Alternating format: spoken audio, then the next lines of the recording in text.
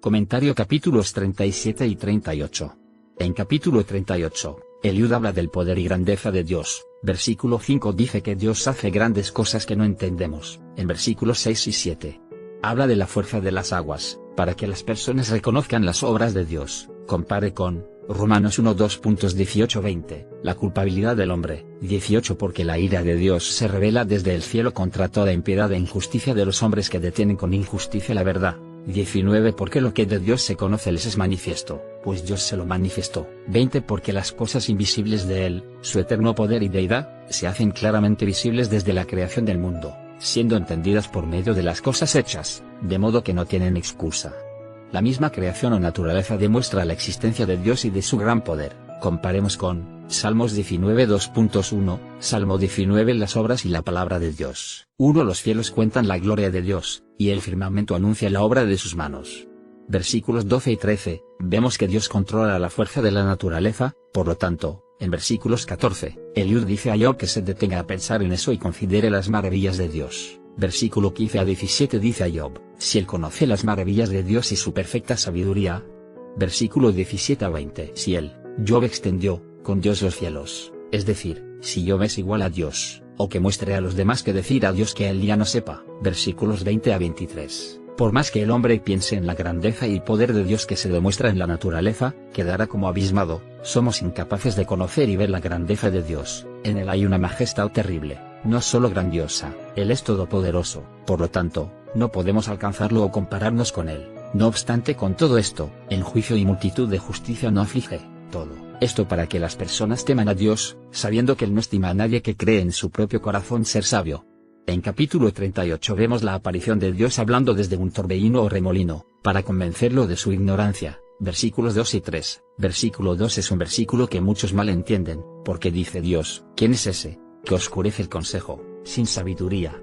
Muchos piensan que se refiere a Eliud, porque dice, ese, porque suponen que Job no cometió ningún error, y el error era de los demás, pero, en ninguna parte del libro se reprocha lo que Eliud dice. Así como Eliud apareció de la nada, también desaparece después de hablar, obviamente dicho en forma figurativa, pero, observe lo que dice versículo 3, Dios dice, a Job, ahora ciñe como varón tus lomos, yo te preguntaré, es decir, como veremos luego, Dios está examinando a Job, no a Eliud, por lo tanto, versículo 2 se puede referir a Job, no a Eliud. Si lo notan, lo que Dios dice es como la continuación de lo que Eliud dijo, por lo tanto, podemos decir que, con el que estuvo de acuerdo Dios fue con Eliud. Dios ratifica lo que Eliud dijo de Job, que Job se estaba colocando en el lugar de Dios. Veamos, versículos 4. Esta es la pregunta base de lo que Dios dijo a Job. ¿Dónde estabas tú cuando yo fundaba la tierra? Házmelo saber, si tienes inteligencia. Dios le preguntó a Job, ¿quién o cómo fueron creadas todas las cosas? ¿O él estaba ahí cuando Dios las creó? ¿O él tiene la sabiduría necesaria para entender cómo por qué fueron creadas cada cosa? Comparemos con lo que dijo Eliud. Job 37 2.15 al 19, 15, ¿sabes tú cómo Dios las pone en concierto, y hace resplandecer la luz de su nube? 16, ¿has conocido tú las diferencias de las nubes, las maravillas del perfecto en sabiduría? 17, ¿por qué están calientes tus vestidos cuando él sosiega la tierra con el viento del sur? 18, ¿extendiste tú con él los cielos, firmes como un espejo fundido? 19, muéstranos, ¿qué le hemos de decir? Porque nosotros no podemos ordenar las ideas a causa de las tinieblas. Acá podemos ver la similitud entre lo que dijo Eliud y lo que dijo Dios a Job. Ahora vamos a analizar versículo 7. Job 38 2.7, 7 Cuando alababan todas las estrellas del alba, y se regocijaban todos los hijos de Dios, como dije en el capítulo 1, vamos a analizar el tema de quiénes son estos hijos de Dios. Por lo tanto, comparé con el comentario que hice en capítulo 1, muchos dan como argumento este versículo para decir que, estos hijos de Dios fueron los ángeles. Casi siempre hago preguntas para entender y sacar mejor las conclusiones de un tema. Aconsejo hagan lo mismo al estudiar la Biblia. Pregunta lógica, ¿dice aquí o en cualquier otro versículo que eran ángeles estos hijos de Dios? No, no lo dice, en ningún lugar de la Biblia dice eran o son los ángeles hijos de Dios, al contrario, en Hebreos dice que Dios jamás, ni siquiera a un ángel llamó su hijo. Veamos, Hebreos 1:2.5, el Hijo, superior a los ángeles. 5 Porque, ¿a cuál de los ángeles dijo Dios jamás, mi hijo eres tú, yo te he engendrado hoy, y otra vez, yo seré a él padre, y él me será a mi hijo? Por lo tanto, los ángeles no son hijos de Dios, esa es solo una suposición, y no podemos basar lo que creemos en suposiciones. Pero, analicemos más estos versículos. Job 38 2.7. 7 Cuando alababan todas las estrellas del alba, y se regocijaban todos los hijos de Dios. En estos capítulos obviamente Dios habla de su creación, pero, leamos bien lo que dice. Pregunta, dice, cuando alababan ¿quiénes en el alba? Las estrellas, es decir, al amanecer, se empezaba a ver en el cielo entre claro y oscuro las estrellas, como si estuviesen alabando, pero, recordemos que las estrellas fueron decreadas en el cuarto día, y el hombre solo 2 días después, por lo tanto, podemos decir que los hijos de Dios se regocijaban al ver las estrellas del alba, porque no podemos fijar una fecha de tiempo a lo que dicen estos versículos. Pero, sigamos viendo los versículos siguientes. Versículos 8 al 11, Dios habla del mar y las nubes, cómo le dio límites al mar. Job 38 2.12 a 15. 12. ¿Has mandado tú a la mañana en tus días?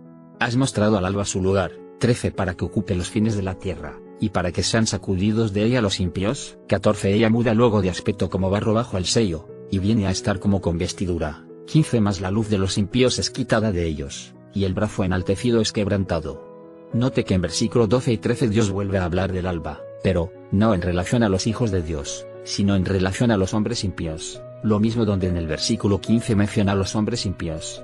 Entonces, en estos versículos vemos a las dos descendencias de Adán, la piadosa, como ya lo hemos dicho varias veces, que fueron por parte de Set hijo de Adán, y la descendencia impía de Adán, por parte de Caín. En Génesis 6 se unieron estas dos descendencias y las mujeres impías corrompieron la descendencia piadosa, o los hijos de Dios, y también su descendencia, por lo cual Dios les envió el diluvio. Por último, recordemos que ya vimos en los comentarios de Génesis 6 que en la genealogía de Jesús por parte de María, en Lucas 3, dice que Adán era hijo de Dios, por lo tanto, también Set, Enoc, Noé etc., eran los hijos de Dios en el principio de la creación o del origen de la humanidad. Comparemos con Génesis 5 2.2. Dos varón y hembra los creó, y los bendijo, y llamó el nombre de ellos Adán, el día en que fueron creados. Nótese que dice, y llamó el nombre de ellos Adán, o sea los llamó hombres, en plural, el día que fueron decreados, los hombres. Por lo tanto, Génesis 5 habla de la descendencia piadosa de Adán, es decir, los hijos de Dios, al comienzo de la creación. Espero quede claro que los hijos de Dios mencionados en el libro de Job, no son ángeles, son los creyentes piadosos. En versículo 16 en adelante, Dios continúa preguntando a Job, ¿has sido tú el que hizo todas estas cosas? Versículo 21 le dice, ¿tú lo sabes?